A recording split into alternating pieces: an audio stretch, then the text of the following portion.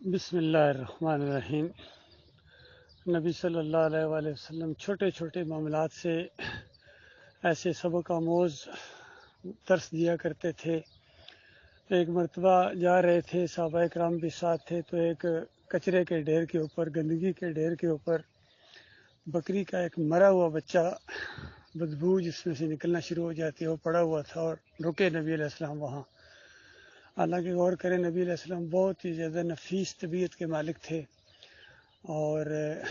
گندی چیزوں سے، گندگی سے بہت ہی زیادہ پرہیز کرتے تھے۔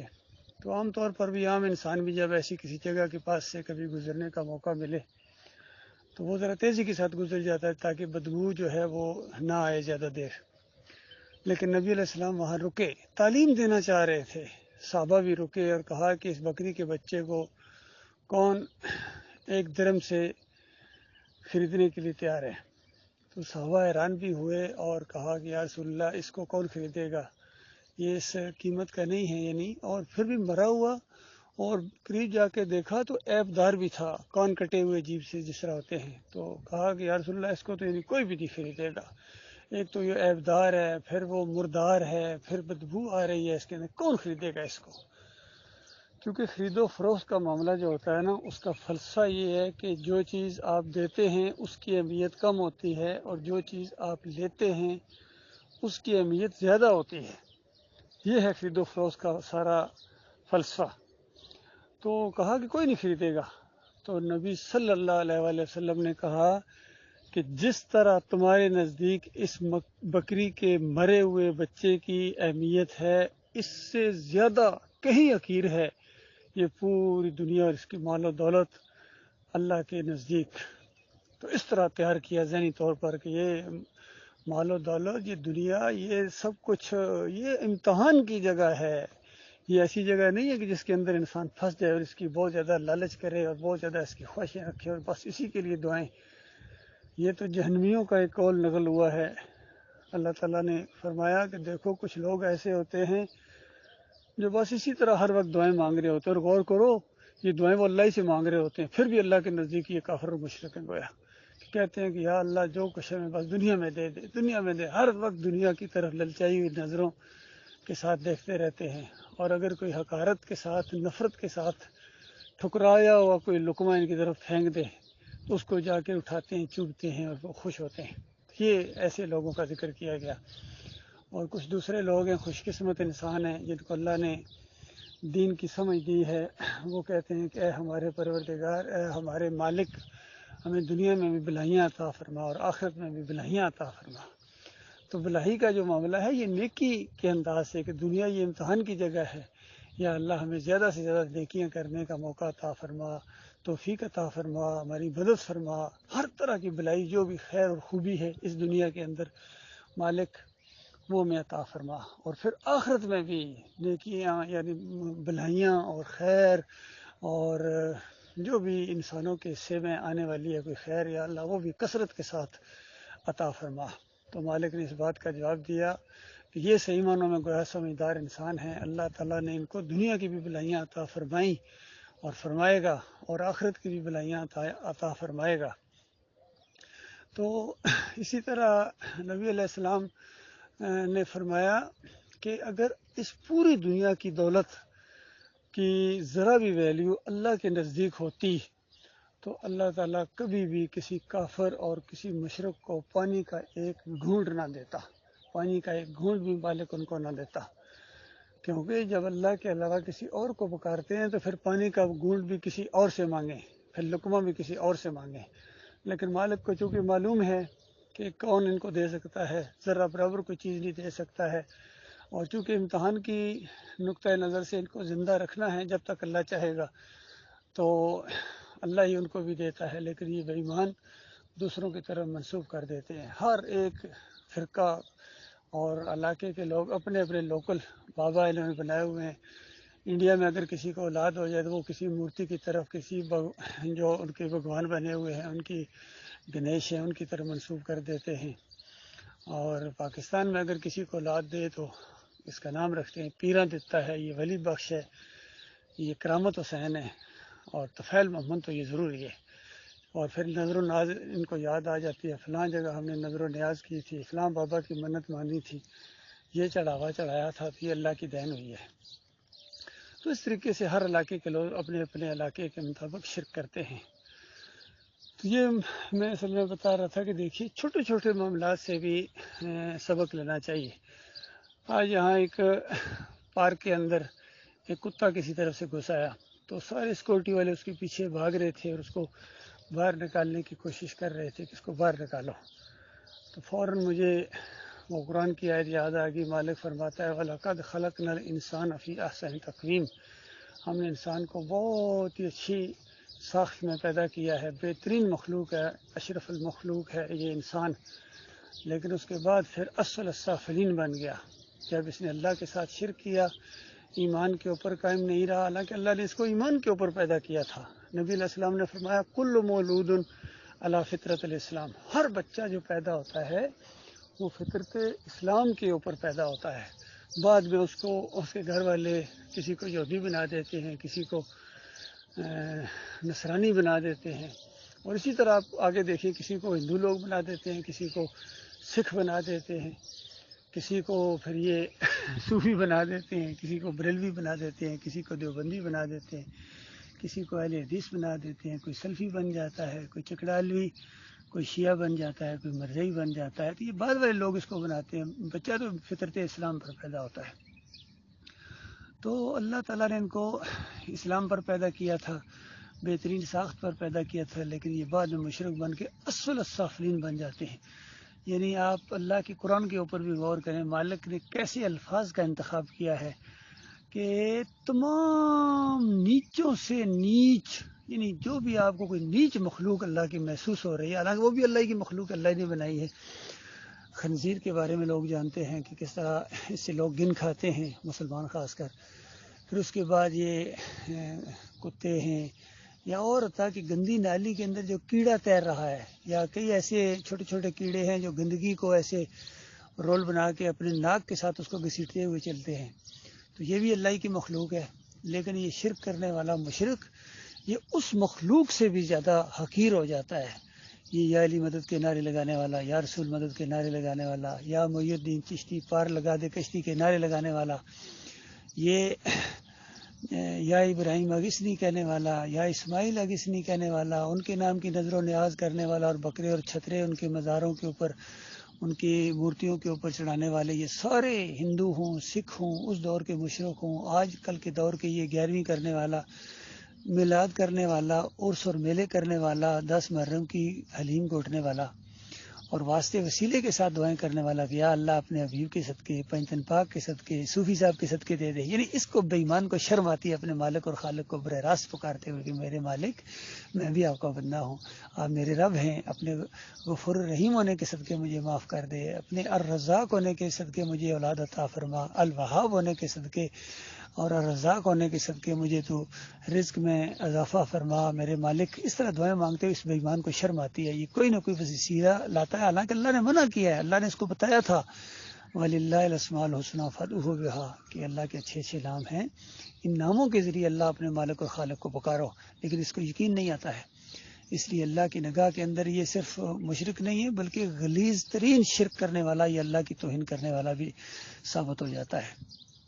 تو وہ میں بات کر رہا تھا کہ ایک ایسی مخلوق، یعنی کتا باغ کے آ گیا پارک کے اندر، سارے سیکورٹی والے اب دوڑیں لگ رہی ہیں، اس کو نکالو گیٹ سے، نکالو گیٹ سے نکالو۔ تو انسان کو غور کرنا چاہیے کہ جب انسان گیٹ کے اوپر آتا ہے پارک میں داخل ہونے کے لیے یا کسی ایسی پبلک پلیس میں داخل ہونے کے لیے، تو کس طرح اس کو خوش آمدید کہا جاتا ہے، اور کوئی اور مخلوق آ جائے تو کس طرح اس کو نکالنے کی کوشش کی جاتی ہے۔ مجھے ابھی تک یہ تاریخی ایک بات یاد آ گئی کہ جب یہ انگریزوں کی یہاں بر صغیر میں حکومت تھی اور یہ سارے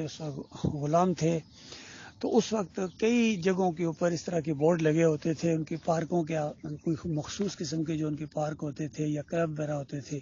یا کچھ علاقے بھی ہوتے تھے، ان کی رہائش گاہیں ہوتی تھی، اس میں بڑا سا بورڈ لکھا ہوتا تھا Indians and dogs are not allowed. آپ غور کیجیے کتنی بڑی ذلت تھی اس علاقے کے لوگوں کے لیے، اس میں ہندو بھی شامل تھے، سکھ بھی شامل تھے، یہ مسلمان بھی شامل تھے، اور خاص کر وہ مسلمان جنہوں نے 800 سال یہاں حکومت کی تھی، اور اس وقت دیکھیے ان کے اوپر کیا گزرتی ہوگی جب وہ بورڈ پڑھتے ہوں گے کہ Indians and dogs are not allowed, یعنی انڈیا کے رہنے والے لوگ، سکھ، ہندو اور یہ مسلمان، اور یہ جو کتے ہوتے ہیں یہ اس علاقے میں ان کی انٹری بند ہے۔ تو کتوں کے ساتھ انہوں نے ملایا تھا۔ کتنے یہ ظالم بے ایمان توہین کرنے والے انسانیت کے، آج یہ انسانیت کے حقوق انسانی کے درس دیتے ہیں ہمیں، اور ہمارے مسلمان ہیں یہ ان کی طرف دیتے ہیں حقوق انسانی حقوق۔ ان کو یاد دلاؤ بے ایمانوں کو، بے ایمانوں تم حقوق انسانی کی درس دیتے ہو ہمیں، اسلام کے ماننے والوں کو حقوق انسانی کی درس دیتے ہیں، اور بے ایمان وہاں سے کئی دفعہ کہتے ہیں کہ یہ پاکستان کے اندر، افغانستان کے اندر خواتین کو ان کے حقوق نہیں مل رہے ہیں۔ بے ایمانوں تم اپنی خواتین کے حقوق کے اوپر ڈھاکہ ڈالنے والے ہو، اور یہ ہمارے حکمران ہیں، چاہے مذہبی حکمران ہو جن کی کوئی پوزیشن ہو، یا جو دوسرے سیاسی حکمران ہیں جن کی کوئی آواز سنی جاتی ہے، تو ان کے اندر اتنی وہ جرت ہی نہیں ہے کہ ان کو جواب دیں کہ بتاؤ تم خواتین کو زیادہ حقوق دیتے ہو یا ہم زیادہ خواتین کو حقوق دیتے ہیں؟ ہم ان کو کھانا دیتے ہیں، رہائش دیتے ہیں، کپڑے دیتے ہیں پورے، اور تم بے ایمانو ان خواتین سے کام بھی لیتے ہو اور ان کو کپڑے بھی تھوڑے تھوڑے دیتے ہو، پورے کپڑے بھی ان کو نہیں دیتے ہو،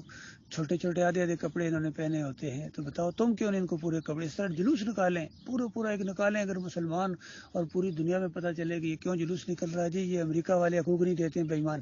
یہ فرانس والے، یہ انگلینڈ والے یہ خواتین کو حقوق نہیں دیتے ہیں۔ اس طرح کے مسلمان اپنے حقوق انسانی کی یہ تنظیمیں بنائیں اور ان کے اوپر چوٹ ماریں، تب ان کو پتہ چلے۔ لیکن ان کے اندر نہ وہ جرت ہے نہ وہ ایمان ہے، بلکہ ان کو خوش کرنے کے لیے ہمارے لیڈر کوئی میراتھن ریس کروا رہا ہے، کوئی خواتین کے مقابلے کروا رہا ہے، اور کچھ نے خواتین کو جناب اتنے ہم دیں گے حقوق ان کو بادشاہ تک بننے کے لیے اور وزیر اعظم تک بننے کے لیے ہم دیں گے، چاہے قرآن کا انکار ہوتا ہو، نبی علیہ السلام کا انکار ہوتا ہو۔ نبی علیہ السلام نے فرمایا وہ قوم کیسے فلاح پا سکتی ہے جو عورت کو اپنا حکمران بنا لے؟ تو بتاؤ اس چیز کی ان کو کوئی پرواہ نہیں تھی، اس کے اوپر کسی کا خون نہیں کھولتا تھا، نہ فضل الرحمان کا خون کھولتا تھا، نہ عمران خان کا خون کھولا، نہ عمران ریاض خان کا کبھی خون کھولا، نہ حقیقت ٹی وی والے کا کبھی خون کھولا، کسی کا بھی خون نہیں کھولتا ہے اللہ کی نافرمانی کے اوپر، کیونکہ یہ خود اللہ کے نافرمان ہیں، یہ نافرمانی کو پسند کرتے ہیں اور چاہتے ہیں سارے کے سارے انہی کی طرح نافرمان ہو جائیں تاکہ سارے گٹھے جہنم کی آگ کا ایندھن بن جائیں۔ تو یہ معاملہ ہے اللہ کے بندوں، دیکھو اس چھوٹے سے واقعے سے اللہ تعالیٰ نے کتنی سوچ سامنے مالک لایا ہے اور کتنا غور و فکر کرنے کا موقع ملا ہے اور اس کو دوسروں تک پہنچانے کا بھی موقع ملا ہے۔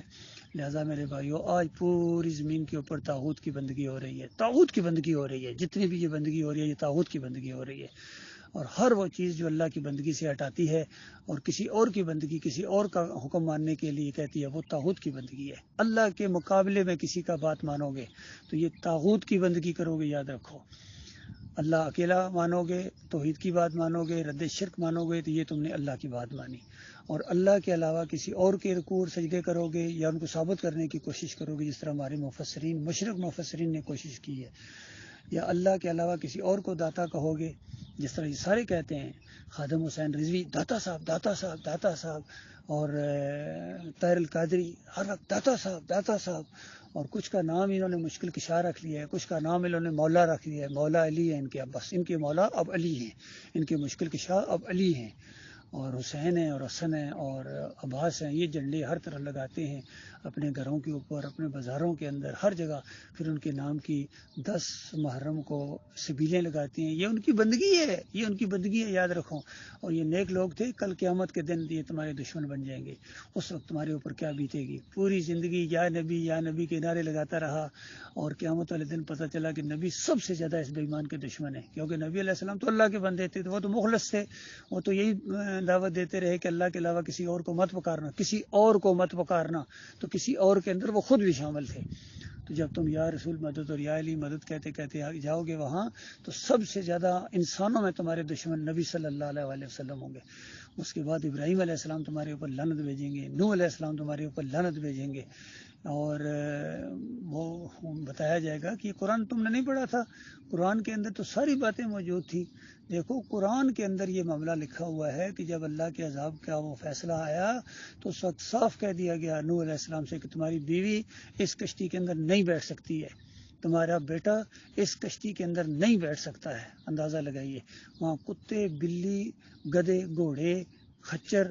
یہ بٹھائے گئے، ہر چیز کا ایک ایک جوڑا اللہ تعالیٰ فرماتا ہے میں نے حکم دیا ہر چیز کا ایک ایک جوڑا اس میں بٹھا لو، ان کی نسل آگے چلے گی، ان انسانوں کی اور ان جانوروں کی بھی، اس کے علاوہ زمین کے اوپر کسی اور کی میں نسل چلنے نہیں دوں گا۔ ان سارے کافروں مشرکوں کو اللہ تعالیٰ نے مار ڈالا۔ اس طرح اللہ کا غصہ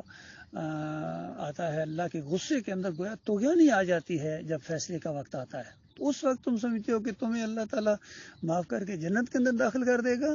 وہاں تو انبیاء کی بیویاں، لوط علیہ السلام کی بیوی، ابراہیم علیہ السلام کے والد اور نبی صلی اللہ علیہ وسلم کے والدین، چچا، جتنے بھی سارے جو بھی ایمان کے اوپر نہیں گیا ہے۔ اسی لیے نسائی وہ روایت لائے ہیں نبی علیہ السلام کی کہ نبی علیہ السلام نے اپنی والدہ کی قبر کی زیارت کی اجازت مانگی، اللہ نے دے دی، لیکن جب مغفرت کی اجازت مانگی تو اللہ نے روک دیا، بس کیونکہ اصول موجود ہے قرآن کے اندر، ما کان للنبی والذین آمنوا ان یستغفروا للمشرکین، کہ اللہ نے بتایا کہ یہ مومن کا کام نہیں ہے، کسی نبی کا کام نہیں ہے، کسی مومن کا کام نہیں ہے کہ شرک کرنے والوں کے لیے اللہ تعالیٰ سے اتنی بات کہیں کہ یا اللہ ان کو معاف کر دے۔ تو اندازہ لگائیے، یہ چند دن پہلے میں نے اپلوڈ کیا تھا یہ علی انجینئر کا ایک ویڈیو، وہ کہتا ہے امید پیدا ہو گئی ہے، یہ جو شرک پر ہمارے والدین مرے ہیں امید پیدا ہو گئی، چونکہ کلمہ تو پڑھتے تھے نا، کلمہ پڑھنے کے ساتھ ساتھ گیارہویں کرنے والے، اس کے بعد عرس اور میلے کرنے والے، دیگے چڑھانے والے اور واسطے وسیلے کے ساتھ دعائیں مانگنے والے، رکوع اور سجدے کرنے والے، کہتا امید پیدا ہو گئی ہے، امید پیدا ہو گئی ہے۔ اور بے ایمانو، تم نے کس طرح اللہ کے دین کے ساتھ کھیل کھیلا ہے، اللہ کے قرآن کو تم نے بدلنے کی کوشش کی ہے، لہٰذا جہاں جہاں تک یہ آواز پہنچے یہ بالکل نوٹ کر لو، اس کو لکھ لو اپنی جگہ کہ اللہ تعالیٰ نے جنت حرام کر دی ہے شرک کرنے والوں کے اوپر۔ جو بھی اللہ کے ساتھ شرک کرے گا، کوئی بھی شرک کرے گا، وہ ذات کا شرک کرے، نور میں نور اللہ والا، یا بیٹا ہونے کا، یا اللہ کا اولاد ہونے کا، یا واسطے وسیلے کا، جس طرح میں نے ذکر کیا کہ یا اللہ اپنے حبیب کے صدقے، پنجل پاک کے صدقے، فلاں صوفی کے صدقے دعا قبول کر، اس طرح کا شرک کرے گا، یا نظر و نیاز کا شرک کرے گا، 11ویں اور 12ویں وہ پکائے گا، یا اس کے بعد رکوع اور سجدے ثابت کرے گا، قبروں کے اوپر، مزاروں کے اوپر، پیروں کے، انبیاء کے اور یوسف علیہ السلام کے سجدے ثابت کرے گا، اللہ کے علاوہ الزام لگائے گا انبیاء کے اوپر کہ وہ بھی ایسا کرنے والے تھے، ایسے ساروں کے اوپر اللہ تعالیٰ نے جنت کو حرام قرار دے دیا گیا ہے۔ ان کا ٹھکانہ جہنم کی آگ ہوگا، ہمیشہ ہمیشہ اس آگ کے اندر رہیں گے، کوئی ان کی سفارش کرنے کی جرت نہیں کر سکے گا۔ کل قیامت کے دن کسی کی جرت نہیں ہوگی کہے کہ یا اللہ اس کو معاف کر دے۔ اللہ تعالیٰ کا غصہ اس قدر ہوگا، اللہ تعالیٰ صرف جس کو اجازت دے گا اور جس کے لیے، جس گناہ گار کے لیے اللہ تعالیٰ اجازت دے گا، گناہ گاروں کی شفاعت ہوگی، گناہ گاروں کے اوپر اللہ تعالیٰ رحم کرے گا، بڑے بڑے گناہ گار معاف کیے جائیں گے شفاعت کی وجہ سے، اور نبی علیہ السلام شفاعت کریں گے، تمام انبیاء شفاعت کریں گے، فرشتے شفاعت کریں گے، بچے شفاعت کریں گے، لیکن گناہ گاروں کے لیے، مشرکوں کے لیے نہیں۔ مشرکوں کے اوپر اللہ تعالیٰ نے جہنم کی آگ کو فرض کر دیا ہے، لازم کر دیا ہے، بریلویوں کے لیے، دیوبندیوں کے لیے، اہل حدیثوں کے لیے، سلفیوں کے لیے، صوفیوں کے لیے، ان کا آخری ٹھکانہ جہنم کی آگ ہے، چاہے یہ بڑے بڑے سیٹھ ہوں، چاہے صدر ہوں، چاہے جنرل ہوں، کرنل ہوں، بریگیڈیئر ہوں، یا وزیر اعظم ہوں، ایم این اے ہوں، ایم پی اے ہوں، بڑے بڑے سوداگر ہوں، قائد اور قائد اعظم کے القاب ان کو ملے ہوں دنیا کے اندر، قائد ملت، اور ان کے نام کی روڈوں کے نام رکھے گئے ہوں، ٹاؤنز کے نام رکھے گئے ہوں، اور بڑے بڑے علاقوں اور شہروں کے نام ان کے ناموں کے اوپر رکھے گئے، دنیا کے اوپر بڑی ان کی بیجا بیجی ہوتی رہی ہے، لیکن اللہ کی درگاہ سے یہ راندے ہیں، اور یہ اللہ کے دشمن اور اللہ کے ساتھ شرک کرنے والے سارے کے سارے جہنم کے آگ کا ایندھن بنیں گے۔ اللہ تعالیٰ غور و فکر کرنے کی توفیق عطا فرمائے، اور اس کفر و شرک کے دور کے اندر، اندھیروں کے اندر توحید کی شمع، ایمان کی شمع، اس دور کے اندر جس طرح ڈاکٹر مسعود الدین عثمانی رحمۃ اللہ علیہ نے توحید کی دعوت اٹھائی ہے، بالکل زبردست طاغوت کی نشاندہی کی، انہوں نے کتابیں لکھی، نام لکھ دیے ہیں ایسے بے ایمانوں کے، ایمان خالص توحید قسط اول کے اندر اور ایمان خالص قسط دوم کے اندر بھی نام تک لکھے ہیں اللہ کے اس بندے نے کہ یہ ہے، یہ شرک کا دائی تھا، یہ ہے جس نے شرک پھیلایا، ایک ایک شرک کے اوپر تھوڑا مارا اس نے اور تیشہ چلایا، اس کی جڑوں کو کاٹ دیا۔ بالکل یہ دعوت جاری ہے، یہ دعوت جاری رہے گی انشاءاللہ، کوئی طاقت اس کو روک نہیں سکتی ہے، انشاءاللہ یہ دعوت پھیل کے رہے گی اور ایک غلبہ پکڑے گی انشاءاللہ۔ اسی جماعت کے اندر عیسیٰ ابن مریم کا نزول ہوگا قیامت سے پہلے، اور جنگیں ہوں گی، بے شمار جنگیں ہوں گی، اور اللہ نے اپنے آخری رسول کو ایسی زندگی دے کر بھیجا ہے کہ بعد کے ماننے والوں کے لیے نمونہ زبردست، کم از کم 100 سے زیادہ جنگیں لڑی ہیں نبی علیہ السلام نے، اور 74 کے اندر تو ذات خود اس میں شریک ہوئے ہیں۔ تو اندازہ لگائیے ہم اس رسول کے امتی ہیں، اور ہم لڑنے سے گھبرائیں، ہم جناب جہاد سے گھبرائیں، ہم قتال سے گھبرائیں،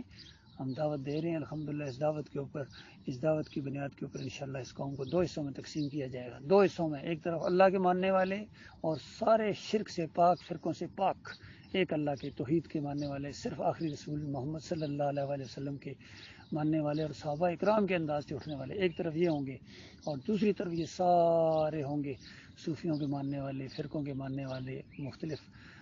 گروہوں کو ماننے والے، یہ سارے کے سارے، اور ان کا آپس میں رن پڑے گا اور کفر و شرک کے اوپر چوٹ ماری جائے گی اور دین اسلام کا غلبہ ہوگا اور ہر طرف اللہ ہی اللہ ہوگا انشاءاللہ۔